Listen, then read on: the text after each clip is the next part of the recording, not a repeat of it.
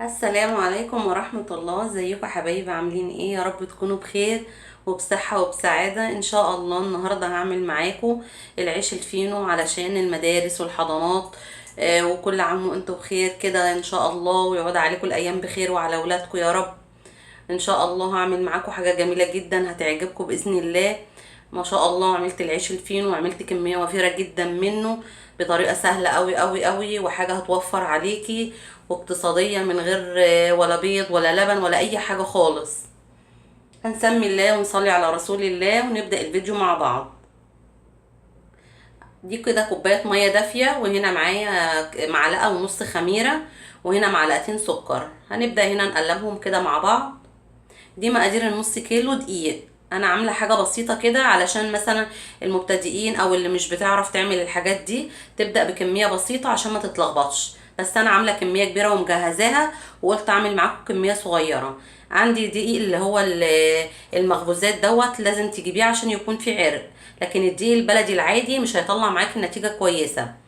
هحط هنا نص كوبايه دقيق على الخميره والسكر وكوبايه الميه، وهننخلها كويس. اهم حاجة ان انت تنخلي الدقيق مرة واتنين عشان يديكي نتيجة كويسة في النهاية. هنبدأ نقلب كده المكونات مع بعض.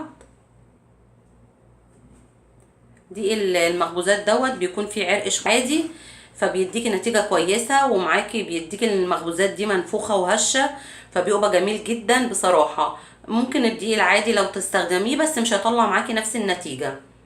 هنغطي الخليط ده بقى كده كويس باسترتش او بغطا او باي حاجه، ونسيبه يخمر لمده لو احنا في الشتاء هتسيبي حوالي تلت ساعه، بما انها في الجو حر كده وهيخمر على طول. بصوا هنا الخميره اشتغلت وما شاء الله عامله ازاي.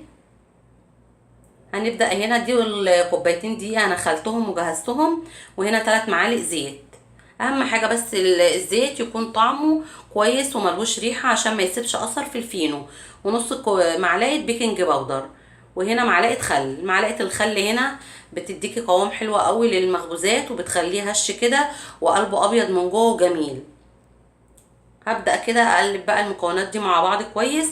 واهم حاجة في الوصفة بتاعتنا ان انتي تعجني كويس جدا حوالي 10 دقايق. لو عندك عجان يبقى 7 دقايق. على ايدك. لو ما عندكيش عجان بتعجني على حوالي كده 10 دقايق 12 دقيقة. لازم يكون العجينة فيها عرق. اهم حاجة ان انتي تعجني العجين كويس. لما تلاقي العجينة ناعمة كده وفي ايديكي وما شاء الله كده بتشد عاملة زي اللبانة كده، يبقى كده خلاص. هنسيبها لمدة 10 دقايق كمان تخمر. بصوا هنا ما شاء الله عاملة ازاي. دي كمية بسيطة حاولت ان انا اجرب لكم فيها الاول، علشان اللي مش بيعرف يعملها وبيبدأ بكمية كبيرة فكده هيتلخبط. دي حاجة بسيطة بحيث ان هي لو ما نجحتش معاكي من اول مرة ما تبقيش خسرتي كتير. بصوا هنا العجينة ما شاء الله عاملة ازاي. هبدأ اشكلها كده كور صغيرة حسب رغبتك. انا بحب اعمله وسط، مش كبير قوي ولا صغير قوي. بمسكها على ايدي كده اقطعها واكورها على ايدي كده الفها. ما شاء الله العجينة جميلة جدا وملمسها ناعم كده وحلو، بسبب ان انت بتعجنيها كويس. في الاول هتلزق معاكي، لو لزقت هتعصي ايدك شعر دقيق كده بسيط او نقطة زيت صغيرة وتبدأي تكملي عجن عادي.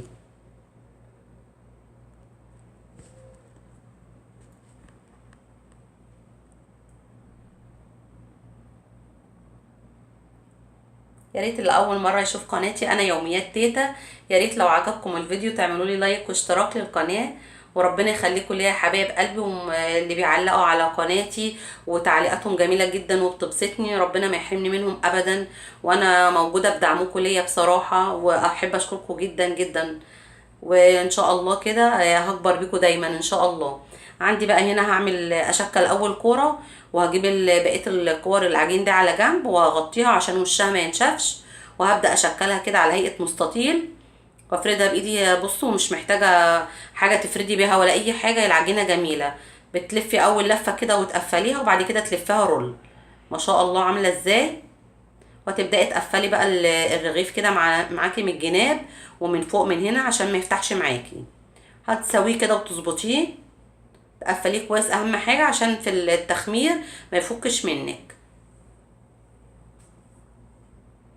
حاولي تعمليهم كلهم كده مقاس واحد، يعني لان العجينه هنا قطعتها بنفس المقاس. بتفردي برضو هنا تاني، هتبرمي اول لفه كده وتقفلي عليها كويس، وبعد كده تلفي عادي بكل سهوله. ولا استخدمنا لبن ولا استخدمنا بيض ولا استخدمنا اي حاجه، حاجه اقتصاديه وجميله جدا ما شاء الله، وبتوفر معاكي كميه. بما ان المخبوزات اصلا اسعارها بقت نار دلوقتي، وانت لو عندك اطفال وعندك اسره مش هيكفيكي بمبلغ كل يوم ممكن تعمليه وبتخزنيه في الفريزر. بتطلعيه حوالي نص ساعه كده بتسيبيه وبتلاقيه ما شاء الله كانك لسه جايباه او لسه عاملاه دلوقتي. فاحنا بنحاول نقتصد وبنعمل في البيت اللي نقدر عليه من الحاجات، يعني كفايه مصاريف، يعني اللي نقدر نعمله في البيت بنعمله. بصوا هنا ما شاء الله العجينه معايا جميله جدا ما شاء الله. بقفل عليها كويس كده من الجناب، وهنا مكان ما بقفل من تحت كده دي بحطها في الصاجه على الصاجه كده من جوه، مش بخلي التقفيله دي من بره علشان ما تفكش معايا لما بتدخل الفرن.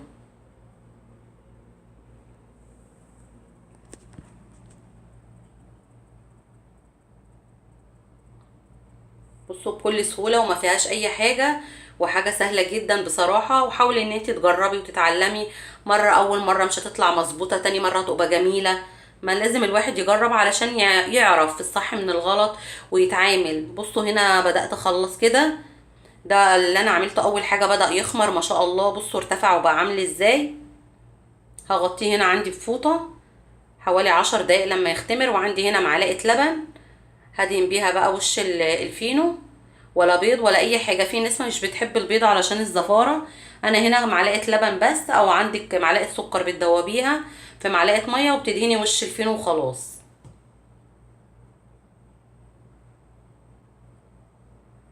ما شاء الله يعني خمر معايا على طول طبعا، بما اننا في الدنيا الجو حر كده فمش بيطول.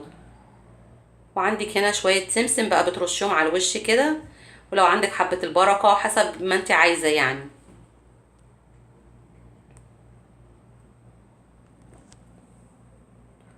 هندخله الفرن على درجة حرارة 180 وهنطلعه يقعد حوالي 10 دقايق. بصوا هنا ما شاء الله عامل ازاي، الله اكبر. بصراحة انا فرحت جدا لما طلع كده، والنتيجة بتاعته جميلة، وقلبه طري جدا وهش قوي من جوه ما شاء الله عليه. بفتحه هنا كده بالمقص، بصوا قلبه عامل ازاي. عجينة قطنية وجميلة جدا، مفرغة مش معجونة ولا مكتومة، وطري جدا. واشوفكم ان شاء الله على خير في الفيديو الجاي، والسلام عليكم ورحمة الله وبركاته. متنسوش بقى في لايك واشتراك للقناة. مع ألف سلامة.